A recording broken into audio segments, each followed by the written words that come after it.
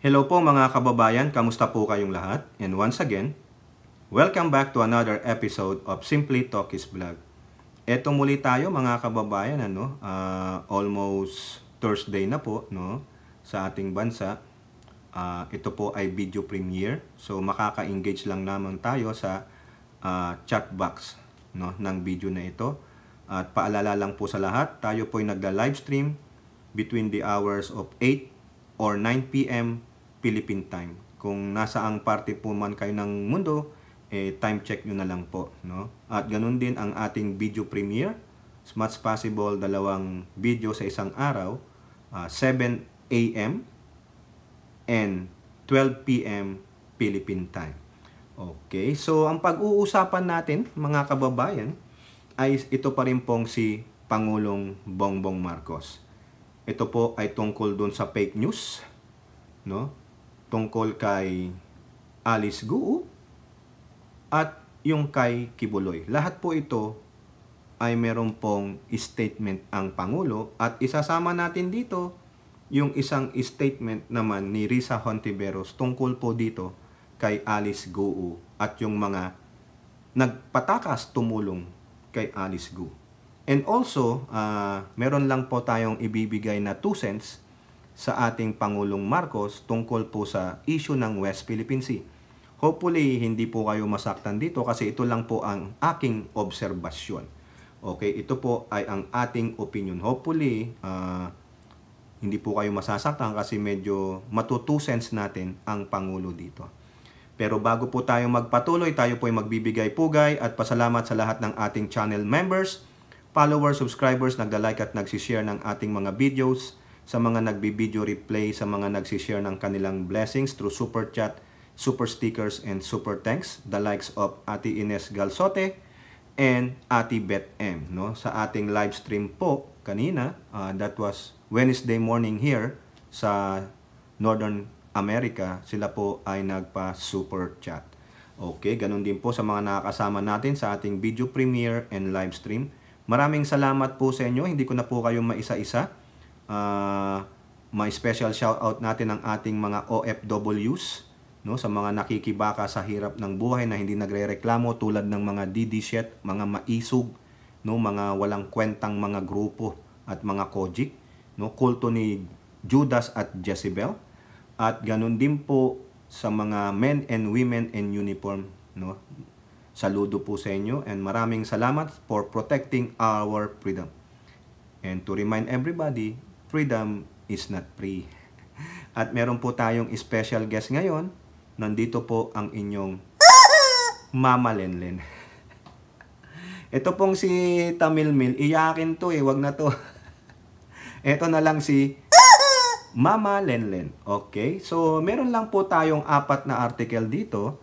Ito po ay manggaling sa Politico at sa GMA News. Unahin po natin itong sagot ng Pangulo sa mga naglabas ng fake news na ang Pangulo po ay may sakit, itinakbo sa hospital, nategi, pero nabuhay. Ganun po ang kanila, na cardiac arrest daw po. Ewan ko kung ano na wala naman bumibira sa mga fake news spreader tulad ng mga nasa samahan ng mga nanlolokong inchik. Okay lang. Ito na po ang sagot ng Pangulo. Do I look sick? Marcos shrugs off fake news about illness. President Marcos Jr. is completely fine, contrary to reports he was hospitalized. The President assured the public that he is not sick and remains focused on work. Tingnan ninyo. Sana naman makasuhan, mapatawag, maimbestigahan ang mga nagpapakalat ng fake news. Diba PCO? Meron kayong media literacy dyan o information campaign. Pero wala rin. Ano ang sabi ng Pangulo? Do I look sick? Yan ang kailangan nating bantayan. Mga fake news na ganyan unless it comes from a credible source. Ang dami kong kaibigan tumawag sa akin. Okay ka ba? Okay ka ba? Wala. Kalokohan lang yan. Di ba, Mr. 1 million peso man? Di ba, mang kanot? Di ba? The President admitted that he was surprised by the rumors about his hospitalization surfaced on Tuesday. He recalled working hard in Malacanang all day Tuesday, meeting with military officials and finishing paperwork. Nagulat ako when they said medical emergency. Huh? Well, it's totally and completely fake. I do not even have a cold. I do not have anything wrong with me. I'm fine. Thank you for your concern. Okay? Pero alam nyo, yung mga ganyang insinuation, baka nga may balak talaga sila eh. Oo. Para kung nagtagumpay na yung balak nila, yun na yung naratiba nila. Diba? Balak nilang tigiin ng Pangulo eh. Para maiupo nila si Tamilmil, ang kandidato ng mga inchik.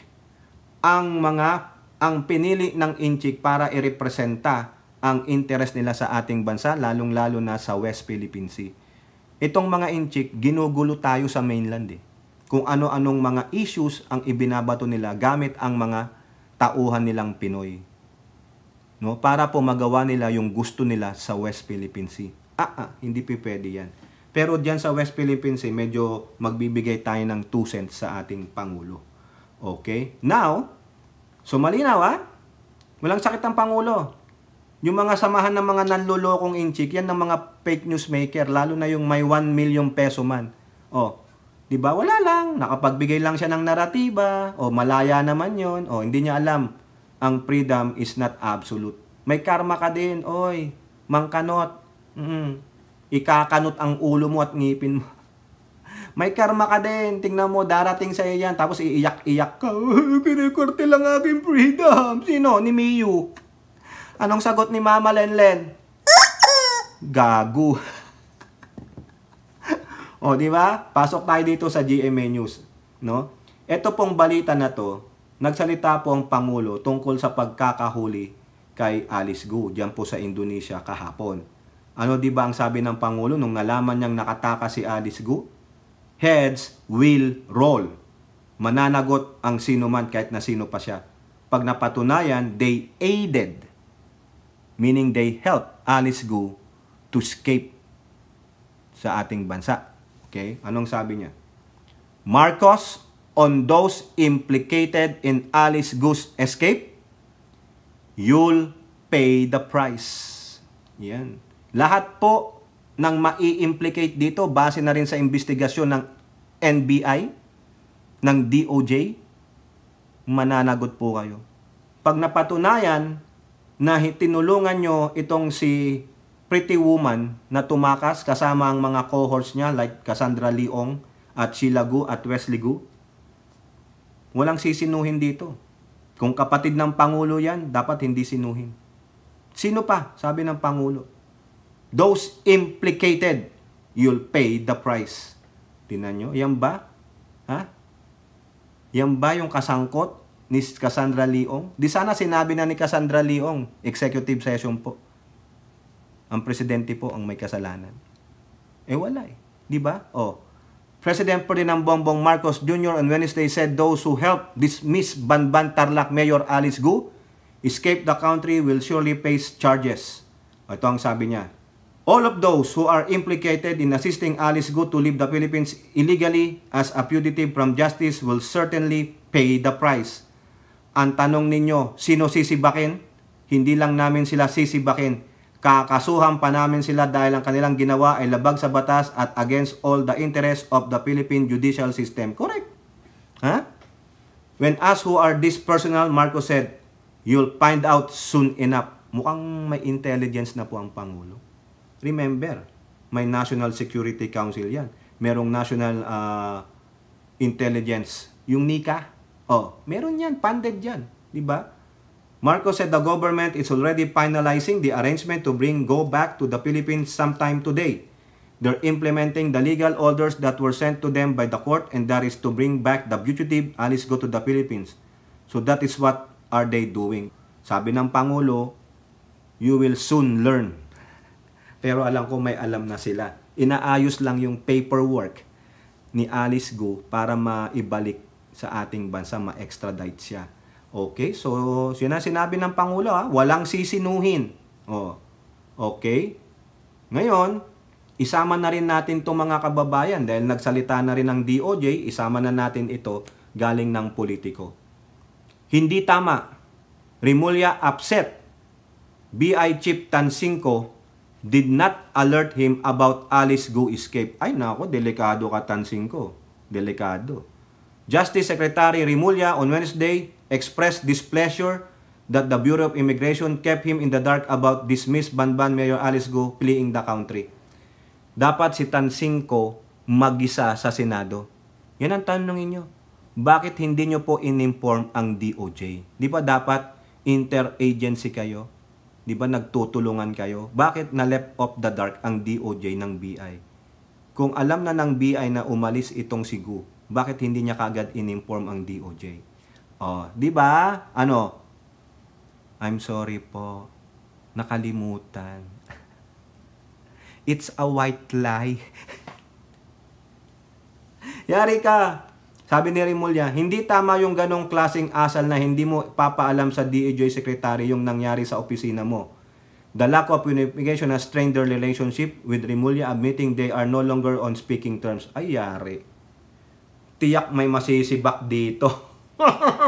Mukhang si Tansing ko, maiimbestigahan ka. Mukhang, ako lang ha, mukhang natutunugan ko, mukhang kasama sa listahan ng you will soon find out ng Pangulo.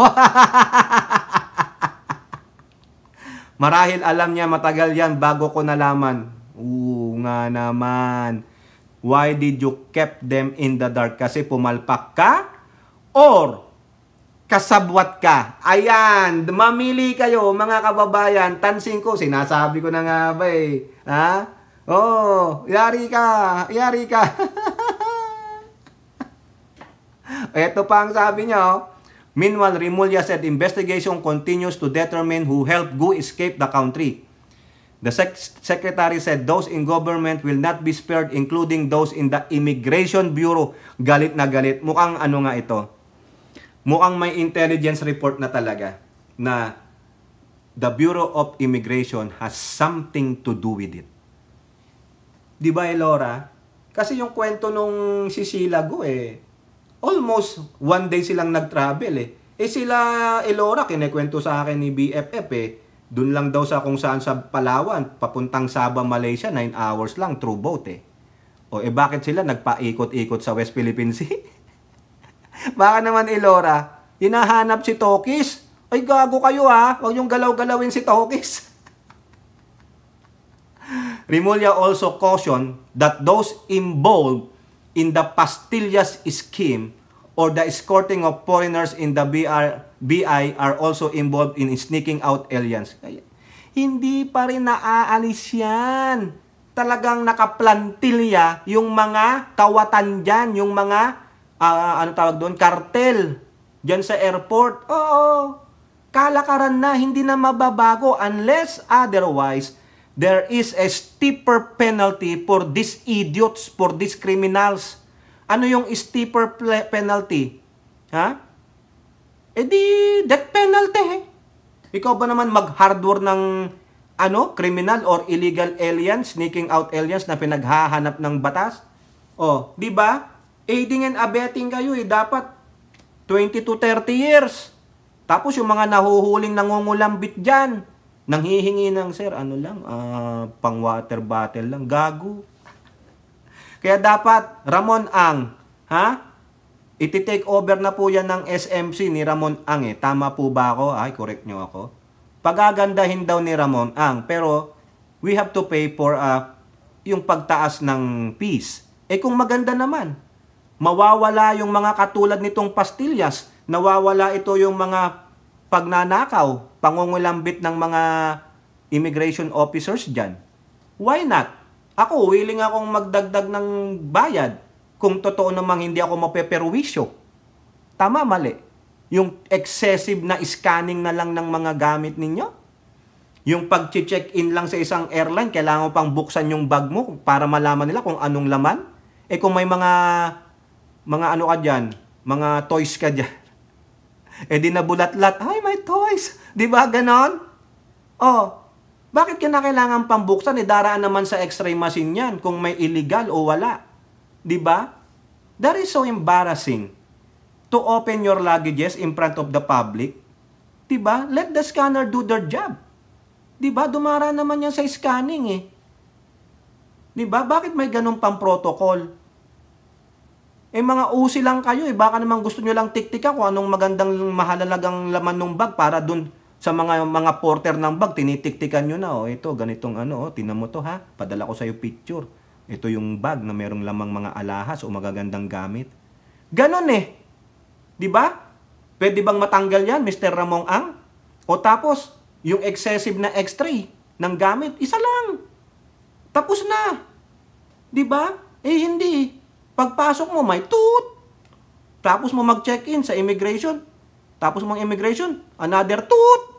Nak naman ang puta. Para naman, ewan ko. Ako, dare to compare, dyan lang sa Lindbergh Field sa San Diego. Domestic flight lang, Southwest. Electronic check-in pa yon. Lagay ko lang yung last name ko, nandun na yung mga ticket namin, piprint ko lang. Tapos yung tag nung bag namin. Tapos pag hindi siya carry on, yung mga check-in, ang bilis eh. Next, sasabihin lang, timbangin. Okay, you can go. Punta na kayo doon sa TSA, sa checkpoint. Yung mga, kung wala kang carry on, wala. Tatanungin lang nung immigration, do you have your ticket or do you have your ID? Ganunin ka lang, ID. Okay, may kasama kang bata. Nasa nanay niyan? Pag may kasamang bata, hinahanap ka agad nanay eh. Baka itatakas mo yung bata eh. Lalo na si Adam James. Sabi ko, Adam James, come here. Go with your mom. Nahanap siya. Where's Adam James? I'm here. Di ba? Ganun yun eh. Tapos dadaan siya sa ganun yung x-ray, no? Sasabihin sa kanya, you can come with him. Pag ayaw niya, sasabihin lang namin, he have autism. Pwede bang makawait muna para ma-settle in lang siya. Kasi minsan na congest siya, yung paningin niya, ganun. Nag-a-act up siya. Pag dumaan na yung nanay niya, Mimi, it's my turn. Wala nga siyang pakialam eh. Kaya nagtataka na lang sila. Sabi sa kanila, taas mo kamay mo. Pasasabi na lang namin sa mga TSA, you have special need. Kasi makikita doon sa may ticket, nilalagay ko yun. Pag re-reserve ako, nilalagay ko meron siyang special condition. Kaya minsan sa eroplano, sa Southwest dati, binibigyan kami special priority. Siya lang, sasabihin ng misis ko, it's my husband and my daughter. Go. Sasabihin lang nung Kaya maganda yung seat namin, di ba? Gaya ganon. Dito, sa atin sa bansa, potek, di ba nakita nyo yung mga kagaguhan ng mga doon? Kaya dapat, sabi ni Ramon Ang, pagagandahin namin, hindi lang ang lugar, kundi ang serbisyo. I am waiting for that. No? Sana magampanan nyo naman po. Okay? Now, balik tayo kay Pangulong, kay Hontiveros na. Kasi, nagsalita rin si Senator Hontiveros tungkol dito sa pagkakahuli kay Alice Go, politiko. Di namin kayo tatantanan. Risa Hontiveros to run after Alice Go's escape accomplices.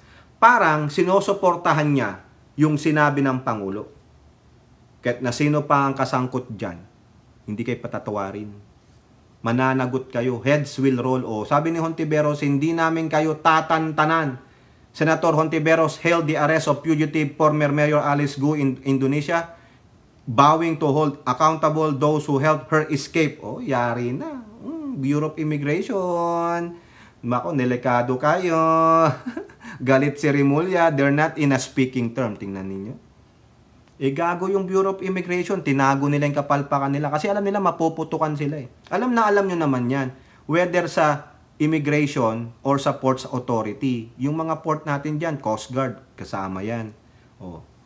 Yung kinekwento na lang sa atin dyan sa ports authority, puta, mga buhaya din yung mga nandyan. Biruin yun, no?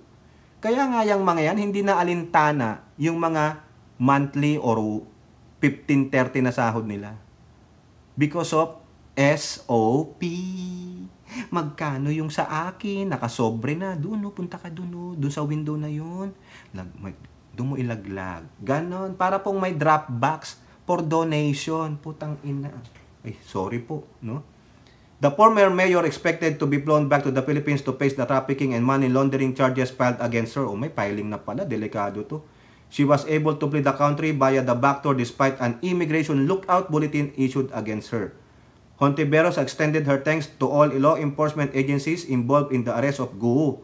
She also gave a shout out to the country's friends in Indonesia for the capture. Kumpirmado! Arestado na si Alice Gu. I have independently confirmed this with my Indonesian sources as well. Ako po ay nagpapasalamat sa lahat ng gumawa ng paraan para siya maaresto. Terima kasih to our friends in Indonesia. O ayan, terima kasih. Siguro thank you very much yan sa Indonesian. Correct me kung mali po yan. Okay. Ano pa ang sabi ni Hontiveros?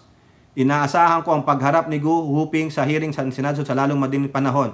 We appreciate the commitment of the NBI to turn her over to the Senate after she is processed. At kung sino man ang tumulong sa kanyang pagtakas, di namin kayo tatantanan. O, ang tanong dito, sino magiging abogado ni Alice Gu? Sige nga, alam na alam nyo na yan. Yes, yes, yo! Yes, yes, yo! O now, balik tayo kay Pangulong Bongbong. Kasi yung kay Risa, umaayon siya dun sa sinasabi ng Pangulo. Ngayon, ito naman, yung sinabi ng Pangulo, dito po sa Paul's Son of God. Sa isang baliw na pastor ng Kingdom of Jezebel with accompanying Judas. Yung nagsasabing, sa akin ang kaluluwa ninyo. Tangina, no? Gago ang puta. Baliw to si Kibuloy. Oo. Kaya din niya nag-asawa yan kasi gusto niyang tumira ng virgin. Ang gusto niyan, tangina, dami sigurong na-de-virginize nitong kupal na ano to, no? Na manluloko, no? Si Kibuloy. Takot na takot to, ayaw lumabas. Ang dinadahilan, extra rendition daw buhay niya. Takot na takot ka pala. No, akala ko ba son of God ka, makapangyarihan ka. Pinatigil niya daw yung lindol. Tangina, bakit ngayon? Ba't hindi mo patigilin si Enteng? Di sana kung alam mo na may papasok na bagyo sa Pilipinas, doon pa lang sa Philippine Area of Responsibility, no? Hindi pa siya nakakapasok doon. Pinigilan mo na, gago! Di ba mga kulto ni Judas at Jezebel? Kayo nga, mag-isip-isip nga kayo. Kung totoong appointed son of God itong kupal ninyong pastor, itong malibog ninyong pastor, no? Lahat ng sakuna, natunugan niya na. Kasi may kapangyarihan siya. Siya ang may hawak ng vibrator ng mundo. Biruin nyo, hindi tayo daraan sa kanya papuntang langit, hindi tayo mapunta ng langit kung hindi daraan sa kanya, baka sampalin ko pa siya. Baka ingud-ngud ko yung pagmumukha niya sa aspalto. Sabi nyo yan sa mga kojik, ha? Diba? Tapang-tapang magsalitang, yabang-yabang, oh. Tapos yung pala siyang gagawa ng katarantaduhan niya, oh. Ilan bang na-de-virginize mo? Ha? Baka mahigit sa 1,000 babae. Diba? Kasi may enabler siya, eh. Sino ang kakampi niya? Di yan, oh. Baka pati yan. Diba? May special room siya doon. Ngayon itong gagong Kibuloy na ito, through her attorney Turon, nagsasabing, kailangan daw, ganitong kondisyon, gumawa ng letter ang Pangulo na hindi ito turn over si Kibuloy. Nek-nek ninyo, mga epyo kayo. Anong sabi ng Pangulo? Marcos brushes aside conditions for Kibuloy surrender. It's out of our hands. Kung ako nga yan, no? Kibuloy who? Sino si Kibuloy? Sino yan? Kibuloy who? The who? Sino? Di ba? Ganun lang, eh. Di lalong maaasar ang Kojik at si Toron pag sinabihan kang who? Who?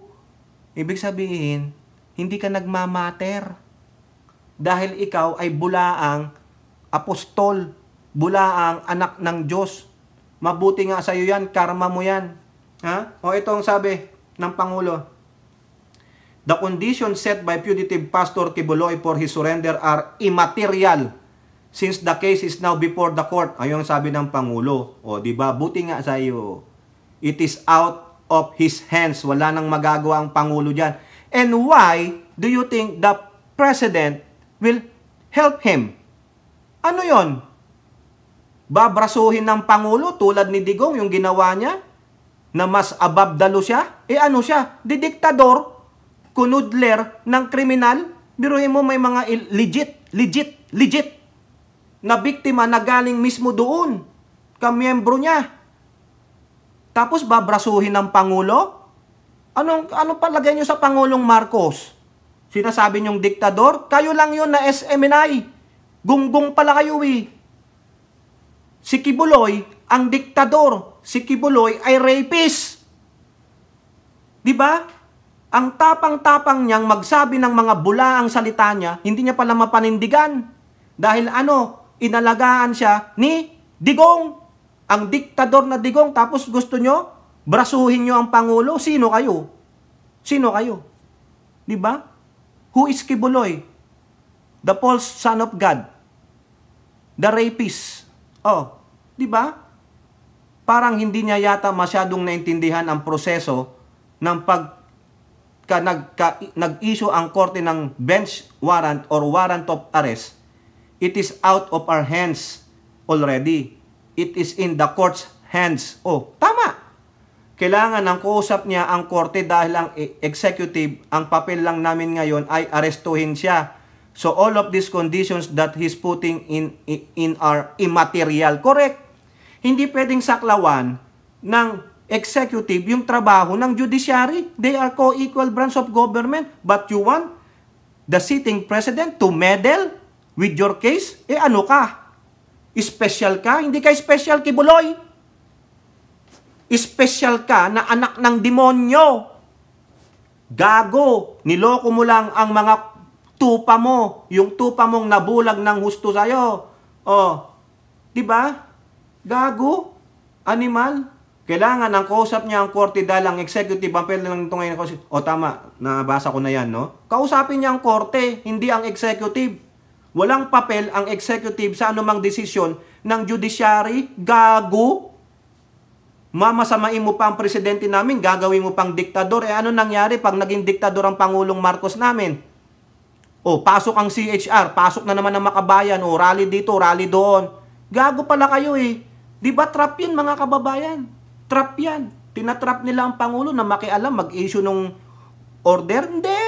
Akala nyo hindi kayo nahuli? Akala nyo tanga-tanga ang mga nakapalibot sa Pangulo? Hoy! Former Chief Justice Lucas Bersamin yung nakapalibot sa Pangulo. Long time politician, lawmaker, Juan Ponce Enrile at yung mga matitinik pang mga lawyers dyan sa executive department. Anong palagay ninyo? Hindi kayo naamoy? Gago. Pati DOJ, sasama nyo pa? Gago kayo. Amoy na amoy kayo na tinatrap nyo ang Pangulo na magbigay ng letter na ganito-ganito. Ano ka? Baka si Digong papayag. Binraso nyo nga yung sa Davao eh. Kaya nga yung 17 years old pumunta sa DOJ. Yun nga lang ang ginawa ng DOJ dahil hawak ni Digong, itinengga. O nung pumasok si Rimulya, nakita niya. Sumisigaw ng hustisya yung minor. Kasi kung hindi talaga totoo yung sasabihin ng minor, hindi niya na paglalaban yan eh. Pero sumisigaw ng hustisya yung minor, o di sinamahan ng mga iba pang witnesses, mga biktima. Di ka ba nahiya kay Buloy? Nagpakasarap-sarap ka dyan? Yang titi mo, tigas na tigas. Ngayon naman, tatago, kapal ng mukha mo. Pati yung mga plak mo, kapal ng mukha. Tama lang yan, bayaan nyo siya dyan para siyang daga. Gago pala siya eh. Manyakol siya eh. Biruin mo, tirahin mo ang minor. Sinasabi ko sa inyo, takot na takot yan ma-extradite dito kasi yan, pagpepestahan yan, aaraw-arawin yan, bubugbugin o ray-rapin ang tumbong niya. Kasi pag nabalitaan ng mga convict dito, na ikaw ay nanghalay ng babae, nanghalay ng minor, nanakit ka ng minor ng mga bata, yari ka. It's either you suffer o ikaw na mismo ang kikitil sa buhay mo. Kasi everyday ka nilang pagpepestahan. Sa totoo lang. Oo. Lagi kang merong dalang palmolive na sabon. Hanggang hindi mo na matiis, makayanan. Sabi mo, Lord, saan na to God naman ako? Let this pass on me. Di ba, Laura?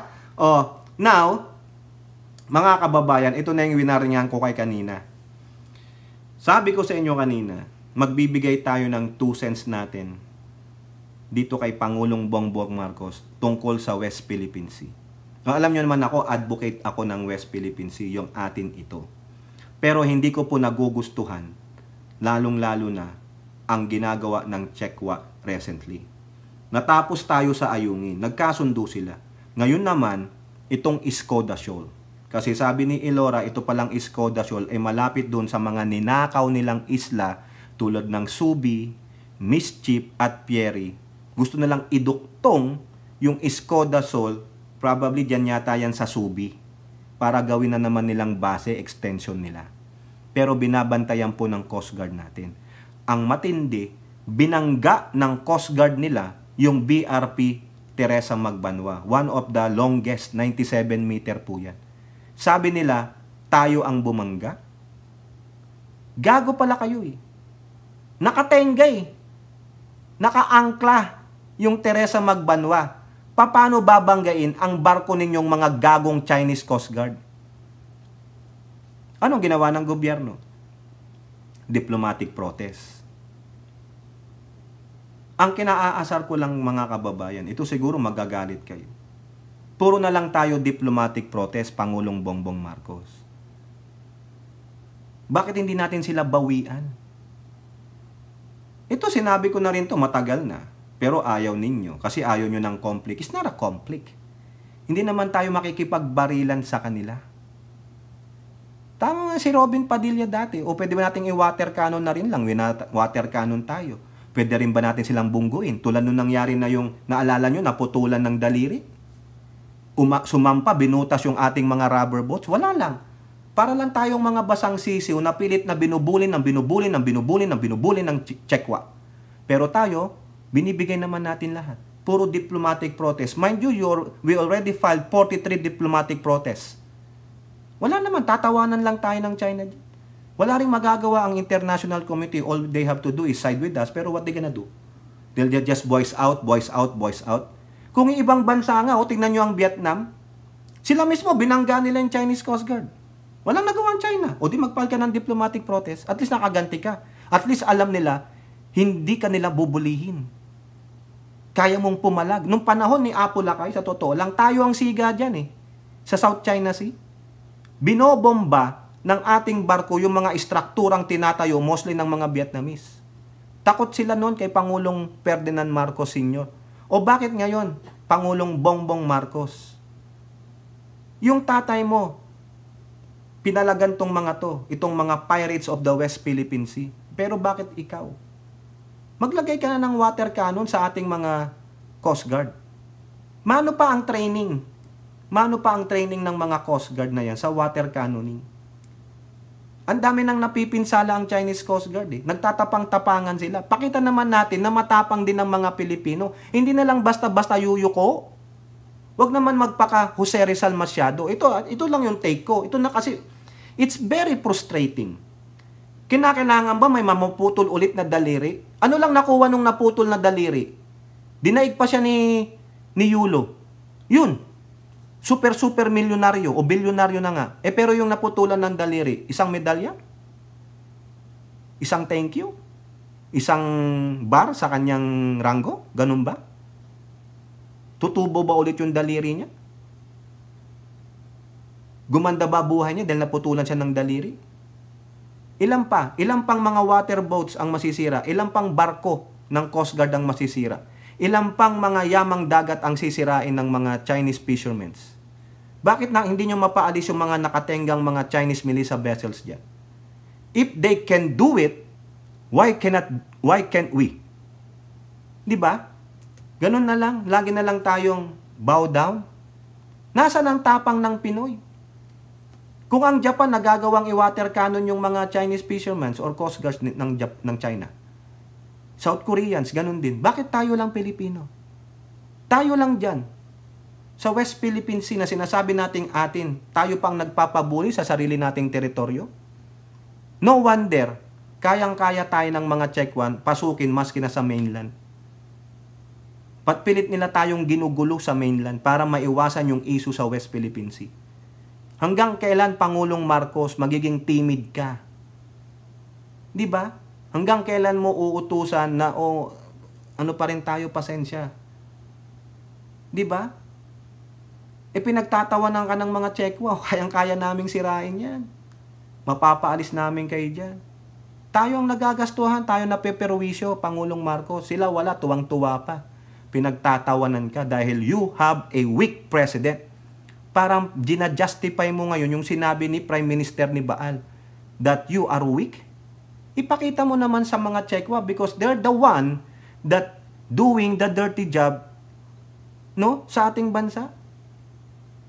Huwag mong i-justify na weak ka. Ipakita mo naman kahit papaano, pag minsan water cannon ulit tayo, fight them back with water cannon. Diba? Pag binunggo ka, bungguin mo na rin dahil sinira na rin lang naman yung sasakyan mo. Diba? And there are your allies, use them. The United States, mostly the Indo-Pacific Command, already spoken. We are willing to escort you on your RORE mission. Pero nagmamatigas tayo eh. Diba? It's about time pakita natin sa China, may ngipin din tayo. Siguro, nginipin nyo na yung Pogo. How about the West Philippine Sea? Naawa po ako sa mga Coast Guard at yung mga mangingisda natin eh. Tingnan nyo, hindi na nga yata nakakapasok ulit sa Bahaw di Masinloc yung mangingisda natin eh. Para-paraan na lang eh. Mas matapang pa yung mangingisda naalala nyo yung nakipaghabulan sa Chinese Coast Guard? Ganun. Kung pwede nga lang, bungguin na lang ni Manong yung Chinese Coast Guard na yun, lansya niya eh, sa sakripisyo niya eh, para lang ipakita that Filipinos do not yield. Filipinos do not yield to the bullying. Hindi wag niyong sabihin, hindi naman tayo nag-yield kasi nagbe-diplomatic protest tayo. Not only for the diplomatic protest, hindi puro sulat. Because yung sulat na yan, tatawanan lang yan. Babasura lang ng China yan. Pwede mong i-file yan sa UN. Okay, we said for you. International community, we deplore the activities o whatever ng China sa West Philippine Sea against the Philippines. But, as Filipinos, sabihin mo lang, Mr. President, kating-kati na rin dyan, yung mga nandiyan kasi sawang-sawa na rin sila. Biruin mo, sirain nila yung Teresa Magbanwa. Sirain nila yung watawat natin. Naraalala nyo yun? Tinitira pati watawat natin. Binababoy na ang kasarinlan natin pero tayo timid pa rin. Nasaan ang pagiging Andres Bonifacio natin? Bigyan naman natin sila kahit kaunti. Makabawi man lang tayo. Magiging na lang ba? Pabugbog na lang? Yun lang yung sinasabi ko mga kababayan. I think, Mr. President, it's about time. If you have shown it to the Pogo, show it to the West Philippine Sea. Enable those water cannons. Ihanda mo rin yung harapan ng barko. It's about time. Sabi nga nung kaibigan ko, sabi nung kanyang tito na former US Navy, nag-donate ang Amerika ng mga lumang barko sa Pilipinas noon aside from BRP Sierra Madre. At yung mga lumang barko na yun ang pwede nyong ipangbunggo sa mga Coast Guard ship ng China. Kasi mas makakapal pa ang mga metal nun. Ilabas ninyo, gamitin ninyo. Diba? Tama, mali. It's about time. Hindi puro dak-dak na lang, hindi lang puro angas na lang, walang talas. Sabi nga ni David ng Akbayan. Magpakita naman tayo ng talas. Diba? Para maramdaman din nila, ay, pipiyok ito. Ang Vietnamese pumipiyok. Ang Indonesians pumipiyok. Malaysians pumipiyok. South China, yung South Korea pumipiyok. Taiwan pumipiyok. Japan pumipiyok. Tayo. Amen. Ganon tayo eh. Naturingan pa man pinagmamalaki natin, matatapang tayong mga Pinoy, mga Andres Bonifacio tayo pag nasasalig tayo. Pero hanggang Jose Rizal na lang, sulat-sulat na lang, di naman. Even though national hero si Rizal, ay magpaka Andres Bonifacio naman. Ipakita rin natin na may silbi ang Coast Guard natin sa mga water cannon. Hindi naman tayo makikipagbombahan ng bala o bomba eh. Tubig sa tubig, bangga sa bangga, ganun lang. Pakita rin natin na may kaya tayong tapang. Kita nyo nga yung Vietnamese, talagang binangga nila. Ibig sabihin, hindi kami pabubuli sa inyo. Diba? Hindi, nagpapabuli tayo, kaya tinatambayan tayo ng mahigit sa 200 na barko dyan sa West Philippine Sea. Nakatenga lang sila dyan. Mala nyo kanong ginagawa niyan. Mala nyo nagtatayo na ng struktura. Sinisira na yung ating mga coral reefs. Di ba? Pangulong Marcos. Konting tapang naman. Di ba? Pakita naman natin, uy, binomba tayong tubig. O, di bombahin din natin sila. Sabi nga nila, maganda daw ipadala dyan, mga bombero eh.